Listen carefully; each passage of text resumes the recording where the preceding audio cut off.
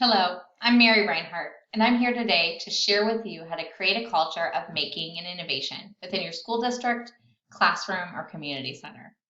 Now more than ever, students need the ability to practice problem solving, build critical thinking skills, and become the next generation of future innovators.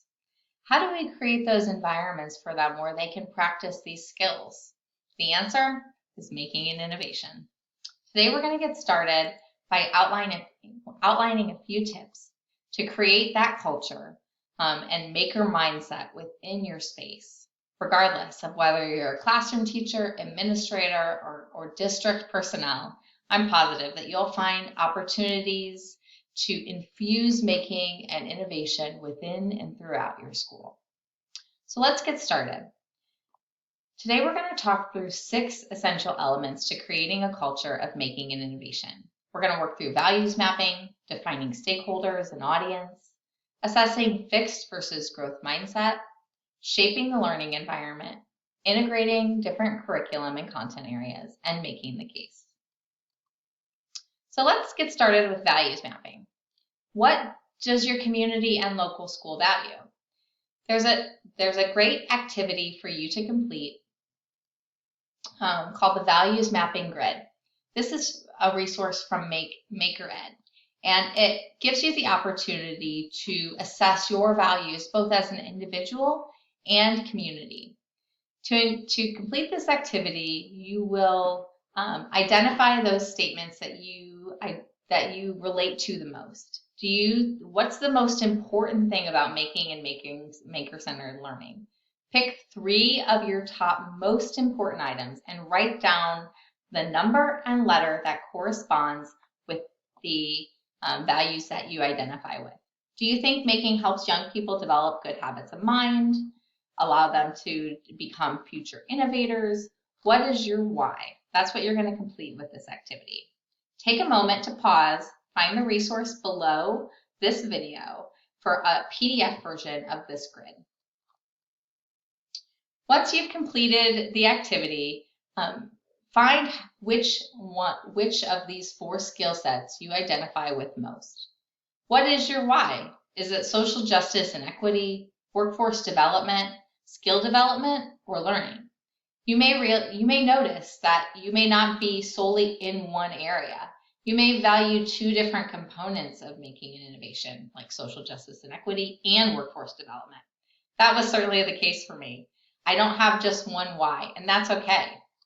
Where the rubber hits the road for this particular activity is for you to do this with fellow stakeholders. Who are your stakeholders and audience that you're engaging in the makerspace? Fellow students, other individuals, community members, parents. Do this activity together and share the results. The next step is to write a 1-sentence vision statement that incorporates all the themes of your chosen statement. This vision statement should be the why behind your makerspace. What is your makerspace here to do? What is its main purpose? That is what should be addressed in your vision statement.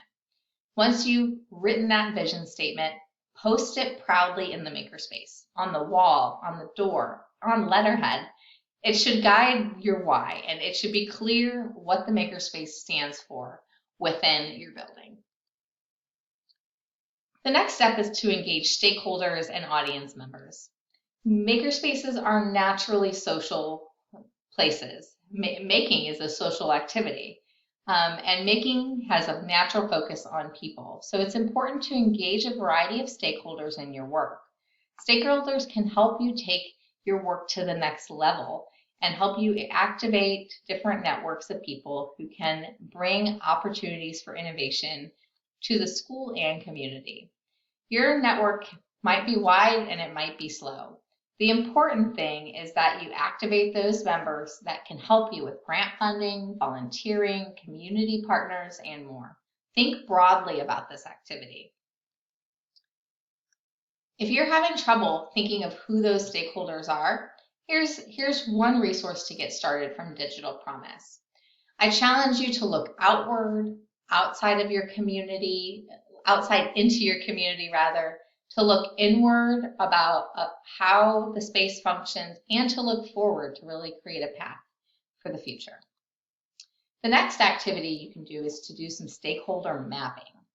For this activity, you're going to need to print out the resources that are provided below this video and cut out the little sticky note size cards to help you map connections. Who are those individuals that you would identify as messengers, as opponents, as your fan club, and people who you don't really engage with within a building? There's lots of different titles of individuals as part of this activity, and you may not have all of them in your community or school. That's okay. The important thing is that you identify who those messengers and champions are so that you can activate them and help them be messengers for the good news of making. You'll also want to watch those opponents, people who don't think making is valuable or part of the core curriculum. It's just an extra crafty subject. You want to target those individuals to help change the message that you're portraying in the makerspace so they can see how making and innovation could be valuable to their students as well. This is a large version of that grid that I previously showed. So take a moment to pause and do this activity for yourself, and then do it with your stakeholders or advisory board and see how the dots connect. Who should you activate, and how are you going to activate them? That's the next step to creating a culture of making and innovation. The next step is to look at the mindsets in the classroom. You may be familiar with the terms for fixed versus growth mindset, and you may already know what that entails.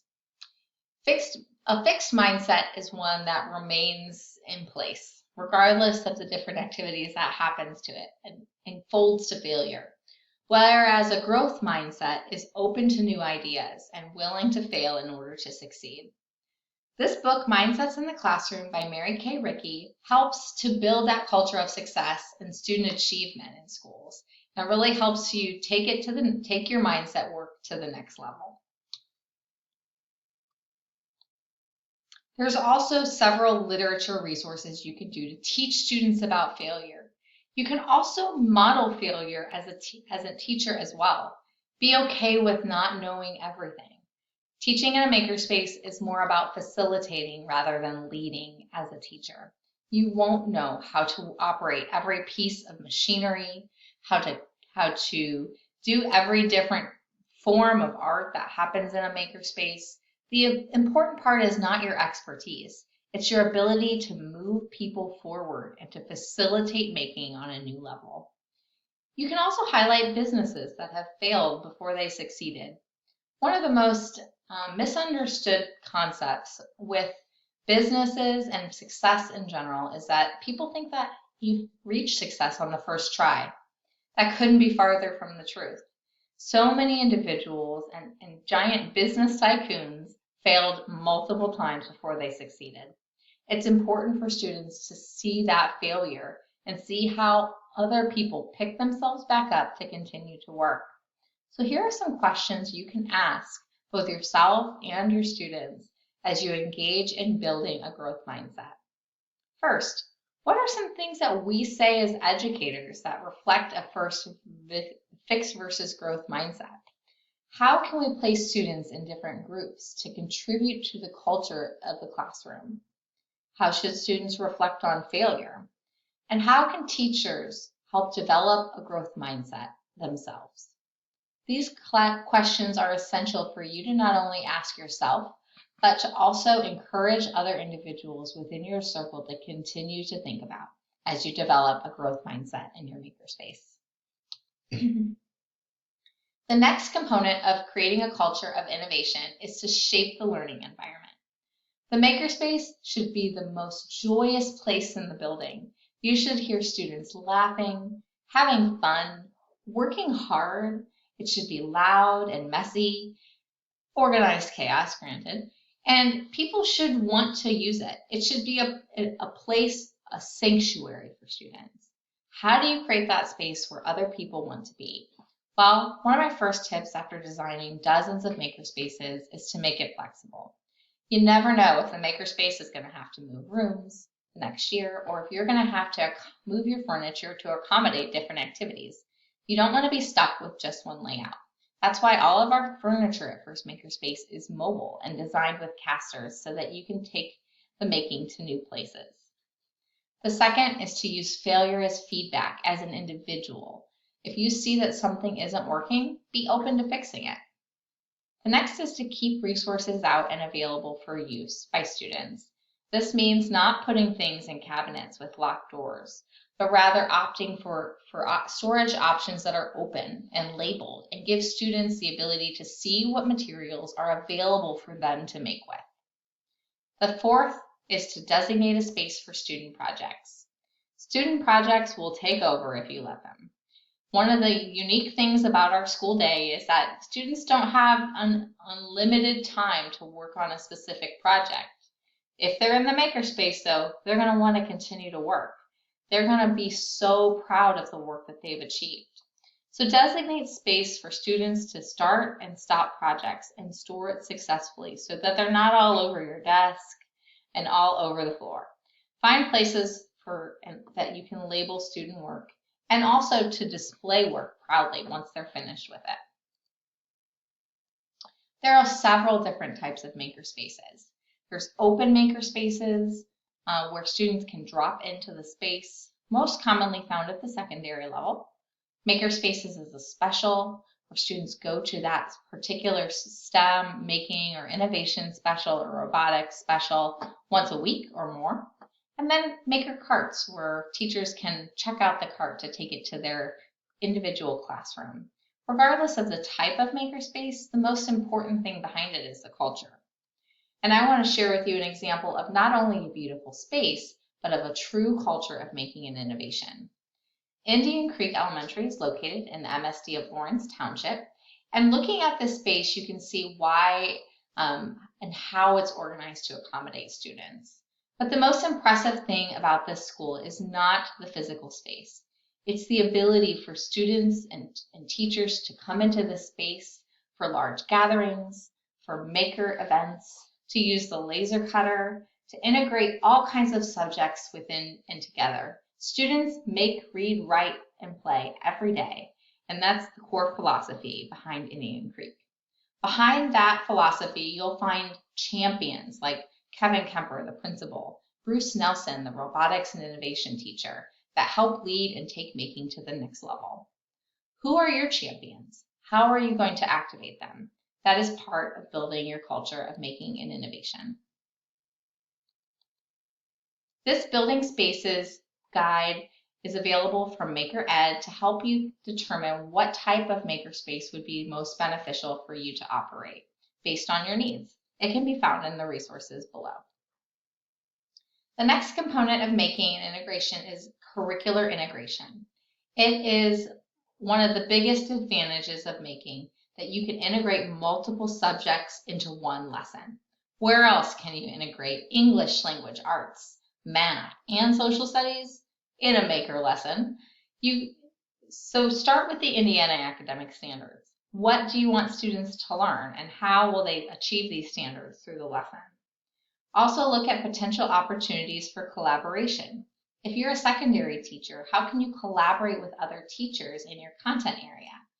If you're an elementary teacher, how can you fuse subjects together that you typically wouldn't associate with each other? Next is to implement the project. And fourth is to share your results with a showcase, by showcasing student work and or having a maker and STEM night. First Makerspace also has a curriculum that's ready to use and can be purchased at firstmakerspace.com. The fourth and final component is to make the case. How can you show stakeholders that maker education and the maker movement is impactful for student learning? Well, there's several ways that you can share this. First, it is to display student work, invite stakeholders to participate in the makerspace, plan a maker or STEM night, and don't forget to collect some data so that you can share the great work that you're doing with your grant funders, parents, and general community. A makerspace that's the best kept secret is not benefiting anybody, but a makerspace that infuses and creates a culture of innovation is one that we can all celebrate together. Thank you for listening, and feel free to contact